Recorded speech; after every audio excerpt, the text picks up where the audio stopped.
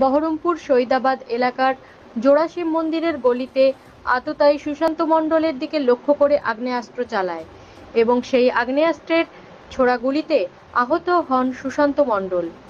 এরপর এলাকাবাসীরা তড়িঘড়ি তাকে মুর্শিদাবাদ মেডিকেল হাসপাতালে ভর্তি করেন।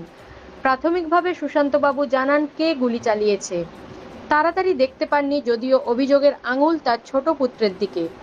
বেকার থাকার কারণে প্রায়ই বাড়িতে অশান্তি লেগেছিল।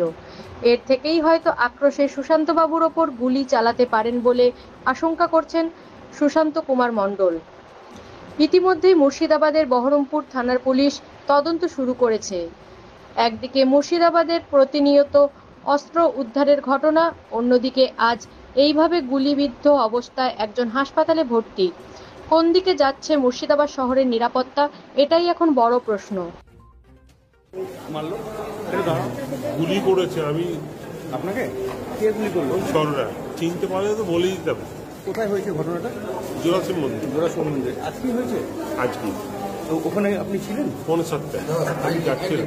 মানে কিসের জন্য মারলো? কিছু কে মারলো চিনতে পারছেন? আমার আইডিয়া আমার ছোট ছেলে করিয়েছে এটা। কেন?